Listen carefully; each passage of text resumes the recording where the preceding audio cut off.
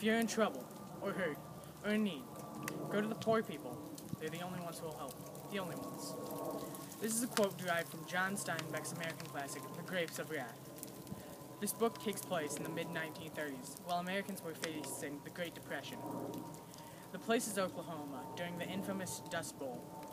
This is the story of the Joad family. A family like tens of thousands during this time had to leave their home and go to California in hopes for a better life. This was because of the Great Depression.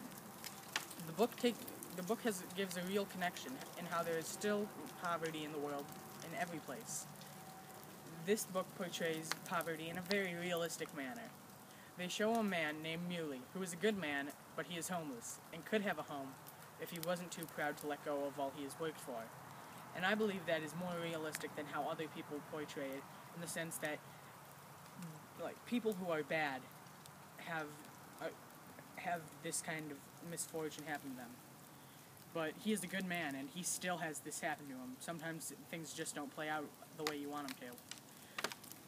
While reading this, I made a personal connection to the fact that I've seen poverty and homelessness.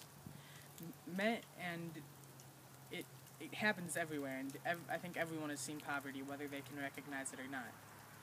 And many authors have wrote about poverty and other things like this. But one book that sticks out is Bud Not Buddy.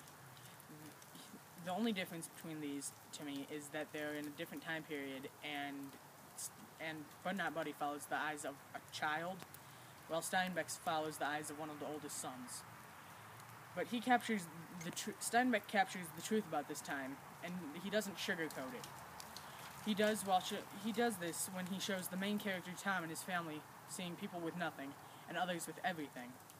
This is happening now with the 99% movement, and they're fighting against the banks. The banks are similar to the happenings in the book now. Only Steinbeck refers to the banks as the Beast.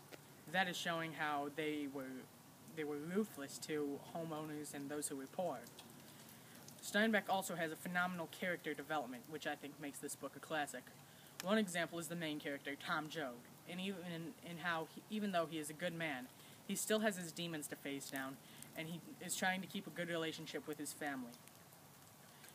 And his family brings up the fact that he had gone to prison for killing a man, but he knows he made the right decision. But that is how the squabbles begin with his family, and that he has to work that out with his family and try and explain to them that he doesn't regret what he had done. And I believe that this book, it was published in 1939. And as far as American literature goes, it's withstood the test of time.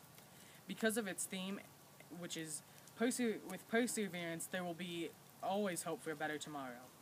And when faced with challenges of right and wrong, you cannot be neutral.